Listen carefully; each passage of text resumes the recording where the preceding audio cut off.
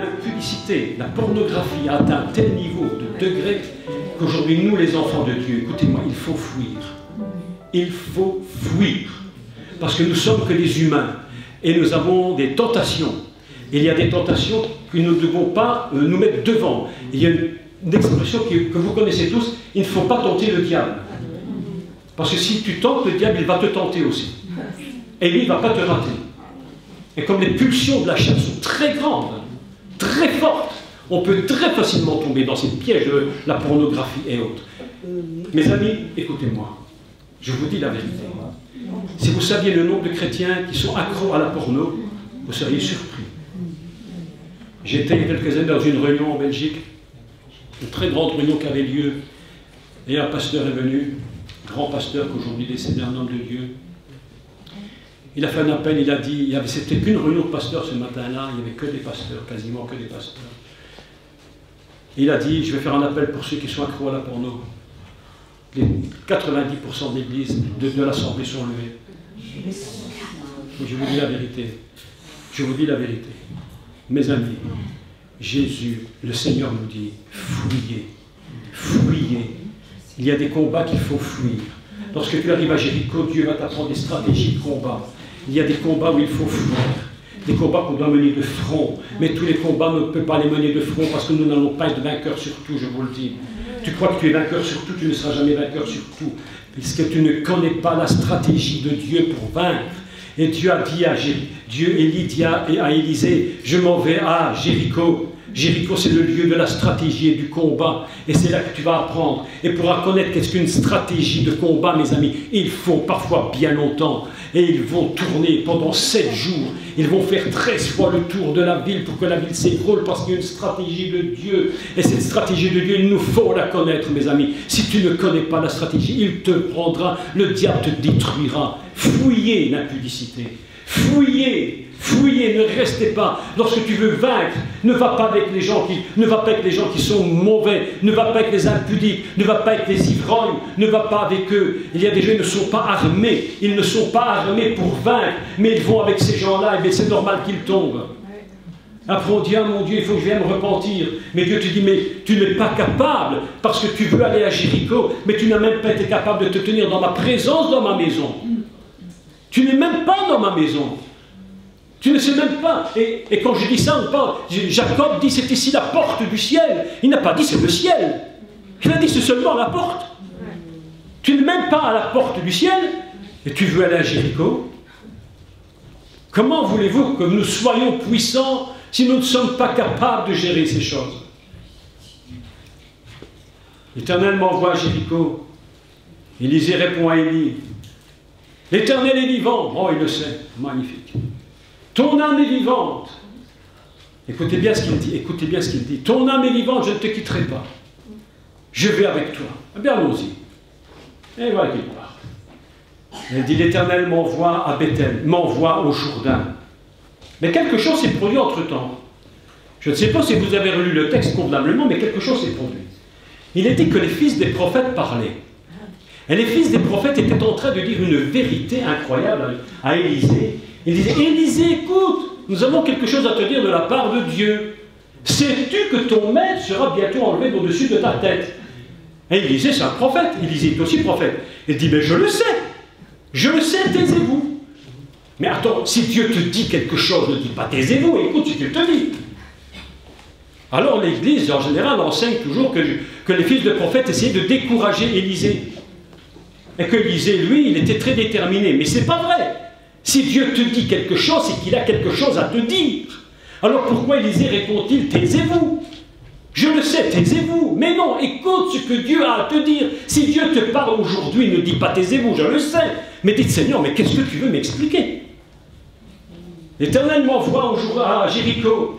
Ton maître sera enlevé au-dessus de toi. Je le sais, taisez-vous. L'Éternel m'envoie au Jourdain. Les prophètes de nouveau sont là, les fils des prophètes sont là. Et Dieu va les utiliser. Élisée, s'il te plaît, écoute ce qu'on a à te dire.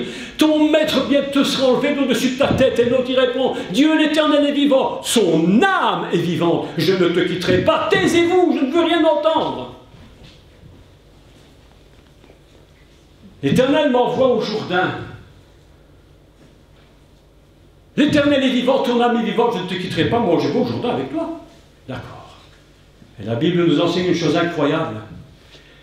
C'est que les fils des prophètes, si vous lisez le texte, je ne vais pas tout relire, vous lirez, ils se tenaient de l'autre côté de la rivière et ils ne disaient plus rien.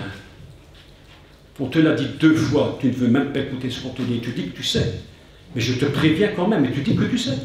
La 3e fois, les fils de prophètes ne disent rien. Et la Bible nous enseigne qu'ils regardaient. Et tout d'un coup, Élie se retourne vers Élisée, écoutez. Et lui dit, Élisée, est-ce que tu veux que je fasse quelque chose pour toi? Et le discours d'Élisée va basculer subitement. Il ne va plus dire, mon âme est vivante, ton âme est vivante, et l'Éternel est vivant, et tout est vivant, notre âme, nos sentiments, tout est là, tout est fort, on est. Il dit, chut.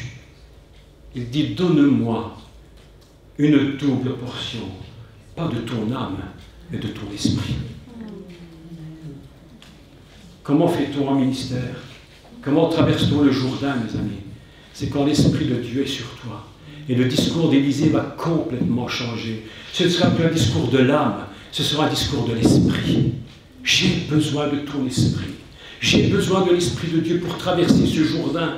J'en ai besoin, sinon je ne pourrai pas le traverser. Alors Élie prend son manteau, il frappe. Élie va dire à Élisée, mais ce que tu demandes est une chose très difficile. Beaucoup de gens croient que le ministère c'est très facile, c'est très difficile. Il y a beaucoup de prix à payer, il y a un prix à payer, mes amis. Et si nous n'avons pas la force de passer au-delà des épreuves, de combattre, de gagner dans nos épreuves, de gagner contre le péché, contre nous-mêmes, contre nos habitudes, si nous n'avons pas appris la stratégie de Dieu, mais tu veux le faire, tu le feras, tu passeras le Jourdain, mais tu passeras le Jourdain par la force. Alors que là, ça s'est produit, ils ont passé le Jourdain par un miracle incroyable. Il a dit qu'il a frappé le Jourdain avec son manteau, les eaux se sont ouvertes. C'était surnaturel, mes amis. Lorsque tu rentres dans un ministère, ça doit être surnaturel, pas naturel. On ne rentre pas dans un ministère, on ne rentre pas dans les choses de Dieu avec le naturel. On ne rentre dans les choses de Dieu qu'avec le surnaturel de Dieu, avec le Saint-Esprit. Beaucoup de gens vivent dans le ministère, beaucoup de gens vivent dans leur vie commune, toujours avec leurs sentiments. Mon âme est vivante, l'Éternel est vivant. Ah ben heureusement que tu le sais. Mais en plus, mon âme est quand même vivante. Eh bien maintenant, je te suivrai. Et Dieu dit, tu n'as rien compris, mon gars, tu n'as rien compris, ma fille. Je veux que tu vives par l'esprit et non pas par ton sentiment. Si tu vis par ton âme, tu seras terminé. Tu passeras le Jourdain certainement. Tu le passeras. Mais par la force. Par la force. Mais lorsqu'il y a... Alors écoutez l'histoire, parce que la suite est absolument phénoménale. On frappe le Jourdain, et voilà qu'il va traverser avec Élie. Le but d'Élisée maintenant est très simple, c'est de recevoir l'Esprit de Dieu. Il veut recevoir l'Esprit qui est sur Élie, de son maître. Alors il passe le Jourdain, et à un moment donné, ils sont sur la route et ils marchent, ils sont en train de converser tous les deux. Et tout à coup, un char de feu dévient du ciel, le char de Dieu passe entre les deux, il les sépare. Élie monte dans une nuée. Élie, se rappelant évidemment de l'appel qu'il avait donné sur Élisée quand il avait jeté son manteau, mais qu'Élie n'était pas capable de garder le manteau, c'était impossible. Il ne pouvait pas le garder, ce n'était pas le moment, ce n'était que l'appel. L'appel est une chose, le reste c'est autre chose. C'est autre chose. Il avait rendu le manteau. Élie monte dans la nuée, et il regarde d'en haut, il voit Élisée, il dit, ah là là, n'oublions pas le manteau. Il prend son manteau, il le jette. Élisée dit, il le ramassa, il prend le manteau, il tourne le manteau, il frappe le Jourdain, il retraverse le Jourdain miraculeusement. Vous imaginez le chemin qu'il a fait? Et la Bible nous enseigne une chose extraordinaire, si vous lisez le texte, vous allez le voir. Élisée va refaire exactement le même chemin que son maître, mais à l'envers, inversé. Il va retourner par le Jourdain, Jéricho et Bethel. Et la Bible nous enseigne qu'après avoir reçu le manteau d'Élie, là où toutes les villes où il est passé, là se sont produits des miracles. Voilà ce que Dieu nous apprend aujourd'hui. Mes amis, écoutez-moi. Se tenir dans la maison de Dieu, première chose que tu vas faire aujourd'hui. Tu vas rentrer chez toi, mais tu vas pas être laxiste, d'accord? Tu ne seras plus jamais laxiste. Tu ne te permettras rien. Là où tu as des habitudes mauvaises, tu vas les supprimer. Là où tu vois des choses mauvaises, tu vas fuir. Tu écouteras seulement ce qui t'est édifiant. Regarde des émissions de science, tout ce que tu veux, des choses bonnes. Mais tous ces feuilletons pourris, ne les regarde jamais. Fouille. Tiens-toi dans la maison de Dieu. Apprends à te tenir à la porte du ciel et à regarder. Là, tu vas voir quelque chose qui est pour toi. Les anges de Dieu qui montent et qui descendent. Quand tu seras tenu dans la maison de Dieu, alors tu auras le courage de dire, Seigneur, je me tiens dans ta maison. Seigneur, est-ce que tu permets que j'aille à l'étape suivante? Dieu te dira peut-être oui ou non. Il te dira peut-être oui, tu es prêt, ou non, tu n'es pas encore prêt. Continue de prier, continue de chercher ma face, continue de méditer, continue d'écouter ma parole. Apprends à écouter Dieu parler. Apprenez à écouter Dieu. On est dans un monde de bruit, dans un monde où le bruit est immense. Les mauvaises nouvelles viennent de partout, nous n'entendons même plus Dieu nous parler. Apprenez à écouter Dieu. Et le Seigneur te dira maintenant que tu as appris à m'écouter. Ça a pris peut-être 6 mois, 1 an, 2 ans, je ne sais pas.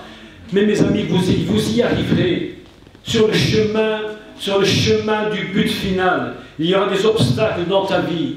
Il y aura des difficultés, tu y arriveras. Tu auras des difficultés, parfois tu devras persévérer, parfois tu vas pleurer, parfois tu vas être découragé. Et tu te diras, mais Seigneur, je dis, Seigneur, s'il te plaît, je me tiens à la porte du ciel, ne me laisse pas. Tu vois la difficulté, mais Dieu te dira, mais continue, je suis avec toi. Mais tu devras apprendre à combattre. Si tu ne sais pas apprendre à combattre pour ta vie, tu ne combattras jamais pour les autres, c'est impossible. Apprends à combattre. Et le Seigneur te dit, mais c'est pas le moment. Oh, moi je veux y aller, c'est pas le moment, on n'y va pas, tu vas te faire avoir. Oh, je veux quand même le faire parce que j'ai un appel sur ma vie. Mais mes amis, un appel sur ta vie, un appel ce n'est qu'un appel.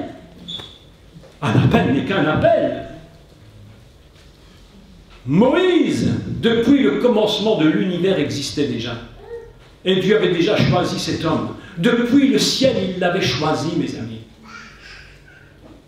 On fait un peu de Torah 2 minutes? Vous aimez ça, hein?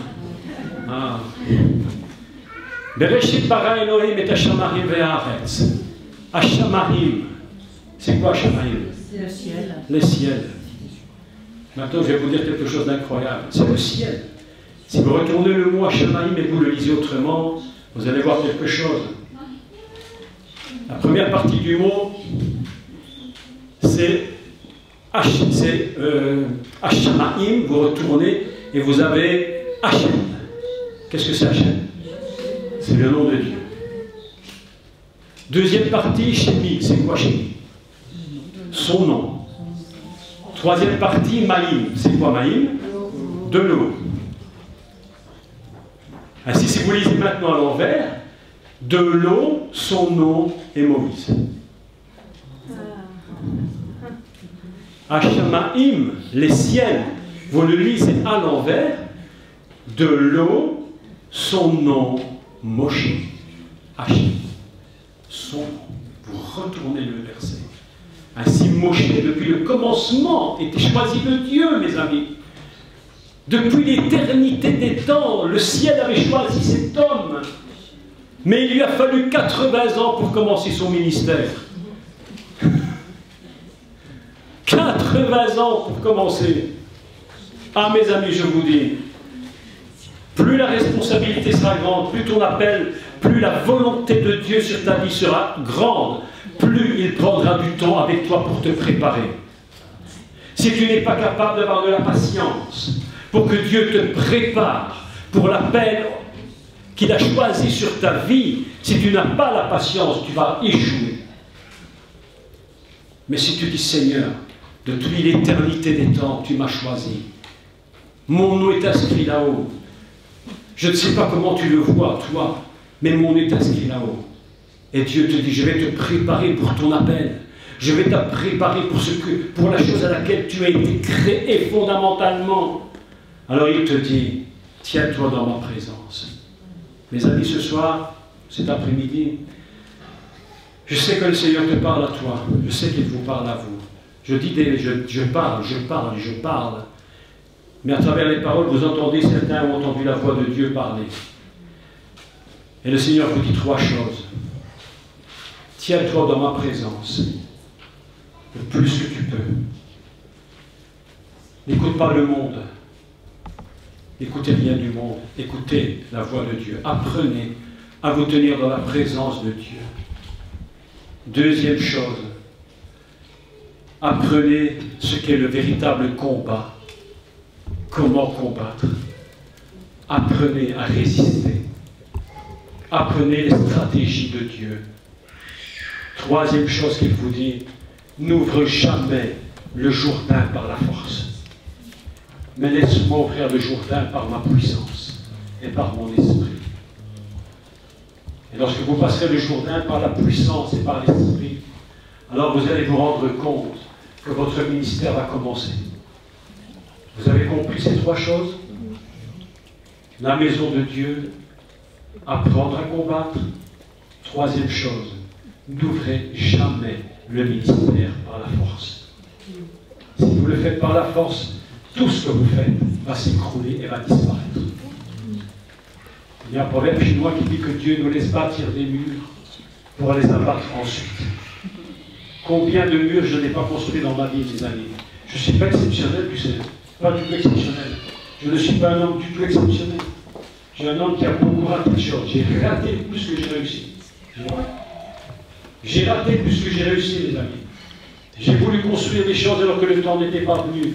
Mais je les ai fait par amour. Mais elles n'ont pas subsisté. Parce que je n'avais pas la capacité de le faire. Mais Dieu le savait, je ne le savais pas. Alors j'ai construit, j'ai bâti, j'ai essayé, j'ai recommencé, et Dieu a chaque fois laissé à écrouler tout ce que j'ai fait, jusqu'au moment où j'ai compris qu'il fallait arrêter de faire cette stratégie d'homme. J'ai voulu frapper le Jourdain par la force, mais je croyais que c'était par l'esprit, mais c'était par ma propre volonté. Il a fallu que le temps de Dieu vienne pour que je comprenne que je ne pouvais pas ce que je croyais être. Et à ce moment-là, au logement, je l'ai compris, c'est Dieu lui-même, de façon surnaturelle, sans même que j'ai choisi. Je n'ai même pas choisi le jour ni l'heure. Ça s'est fait d'une façon inimaginable, où Dieu a lui-même frappé par la puissance de son nom le Jourdain qui s'est ouvert pour moi. Je suis passé dans le Jourdain, j'ai passé le Jourdain. Aujourd'hui seulement, mes amis, j'ai soif. Écoutez, moi, j'ai aucune honte de dire ce que j'ai été, ce que je fais. Moi, aujourd'hui, j'ai 67 ans bientôt. 67 ans bientôt, et c'est seulement depuis 6 ans que Dieu m'a ouvert le Jourdain. Et j'ai fait toutes les années qui ont précédé, et j'ai commencé à prêcher à 17 ans, et j'en ai 67. 50 ans que je prêche, mes amis. 50 ans que je prêche. 50 années. Mais j'ai jamais eu le Jourdain s'est ouvert surnaturellement il y a seulement 6 ans. 6 années. Vous imaginez ça? Ce qui ne veut pas dire que Dieu ne m'a pas utilisé avant, mais le véritable appel de ma vie, le véritable appel de ma vie, s'est produit il y a véritablement 6 années. Dans une circonstance mais absolument inimaginable. C'est même pas immense. C'est une chose qui s'est faite d'une façon tellement basique, mais tellement incroyable que je n'ai même pas vu que c'était lui. Je ne sais même pas que c'est Dieu qui l'avait fait. Ça après, je me suis dit, mais c'était toi. J'étais chez un ami, de nos amis. Et puis je me suis assis dans son fauteuil, nous invitons, on boit une petite tasse de café, je sais quoi. Et puis elle me met une vidéo. Elle dit, écoute, ça c'est intéressant. Elle me montre un rabbin qui faisait un enseignement. J'ai écouté le rabbin. J'ai dit, mais c'est incroyable, j'ai jamais entendu une chose pareille de ma vie. De ce jour-là, quelque chose s'est produit en moi, je ne me suis même pas rendu compte de ça. Et je me suis, sans le vouloir, sans chercher, rentré, étudier la Torah, l'hébreu, et ça s'est fait comme ça, mais incroyable. Et cette même sœur qui m'a fait écouter, cette amie qui m'a fait écouter ce rave, elle-même avait reçu cet enseignement du rave par un de mon autre ami, qui est un gars magnifique, mais très particulier, et je lui dis souvent, s'il écoute, il entendra, je dis, c'est Fabrice. Je dis, Fabrice, toi tu ne sais pas ce que tu as fait. Tu ne sais pas, si je suis aujourd'hui là, c'est parce que Dieu t'a utilisé. Mais le gars, il ne comprend rien, il ne sait même pas comprendre. Parce que quand Dieu ouvre le Jourdain, il peut l'ouvrir ton Jourdain d'une façon anonyme. Anonyme, tu ne sais même pas que c'est lui. Tu ne sais même pas que c'est lui. Tu ne sais pas que c'est Dieu. Mais je vais vous dire un secret. Quand Dieu fait quelque chose, il le fait avec douceur et tranquillité. Il ne te prend pas un coup de pied dans le derrière, vas-y, paf, va au Jourdain, paf. Non, pas comme ça que ça se passe. Gentiment, tranquillement.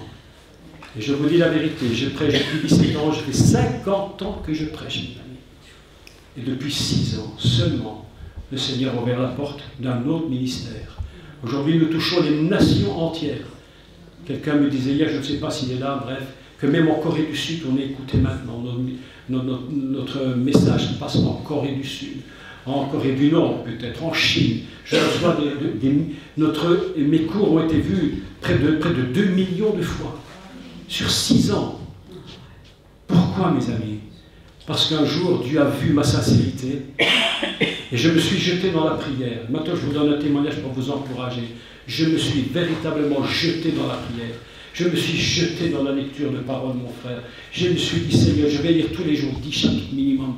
Je me jetais à la prière. Je me suis mis dans la prière la nuit, le jour. Je me levais à 7 h du matin, puis 6 h, puis 5 h, puis 3 h, puis 2 h. Et parfois, je me levais à 2 h 30 pour me prier. Je priais la nuit, 4, 5 heures par nuit. Je priais mon Dieu. Je disais, mon Dieu, je veux te connaître. Je veux te connaître. Je ne veux pas faire. Je veux te connaître. Explique-moi qui tu es. Je ne sais pas qui tu es. Et le Seigneur commence à me parler, et puis le Seigneur me dit, je me suis rentré dans un jeûne, j'ai fait 40 jours de jeûne. Je n'ai pas fait 40 jours de jeûne pour le ministère, j'ai fait 40 jours de jeûne pour connaître Jésus. J'ai dit, Jésus, je veux te connaître, je veux te connaître. Je rentre dans un jeûne pour te connaître, toi, pas pour faire. Si tu ne me demandes rien à faire, je ne ferai plus jamais rien. Mais au moins, je veux te connaître. Je veux te connaître. Et je suis rentré pour connaître le Seigneur. Et vous savez, quand tu cherches le Seigneur, il se révèle toujours à toi. Aujourd'hui, je suis en train de comprendre le Seigneur. Je le découvre dans la Torah, je le découvre dans tous les mots, dans toutes les lettres de la Torah, je le découvre dans les prophètes, je le vois partout, il est partout. Quand je me lève, il est avec moi, quand je me couche, il est avec moi, quand je lève, il est avec moi, quand je mange, il est avec moi, quand je rentre avec moi, quand je fais mes courses, il est toujours avec moi, il est toujours avec moi, je l'aime beaucoup, il m'aime beaucoup. Un jour, j'ai dit, Seigneur, donne-moi une princesse, donne-moi une princesse. Vous voulez me marier, normal. Et le Seigneur m'a tellement bien aimé, il m'en a donné une. J'ai dit, c'est la plus belle qu'elle, elle est belle, non? Franchement. Vous voyez comme il m'aime beaucoup. Quand tu aimes beaucoup Jésus, tu aimes beaucoup.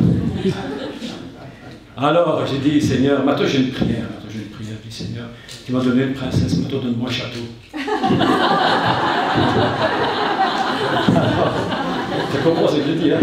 Il faut monter le niveau. Hein? C'est une histoire de gasoil. Hein? Il faut monter le niveau. Dieu t'aime beaucoup. Ta foi va monter, mon frère. Ta foi va monter, ta foi va monter. Et tu vas faire des choses que tu n'avais jamais fait. Dieu m'aime beaucoup. Quand il te regarde, il t'aime tellement. Et quand il sait que quelque chose est très important pour toi, il doit te l'accorder. Mais Dieu nous prépare toujours dans notre esprit, dans nos pensées. Il nous prépare. Il nous prépare.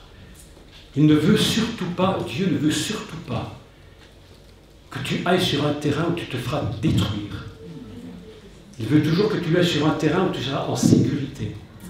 Mais pour que tu sois dans la sécurité, il faut que tu apprennes à écouter le Seigneur. Et que tu apprennes ses stratégies. Et que tu apprennes comment ça fonctionne. Donc je vais arrêter ici maintenant. Et je vais vous lire un seul verset biblique. L'Éternel a dit, qui enverrai-je? Et qui marchera pour nous? Qui d'entre vous ici peut répondre à cet appel? Qui enverrai-je et qui marchera?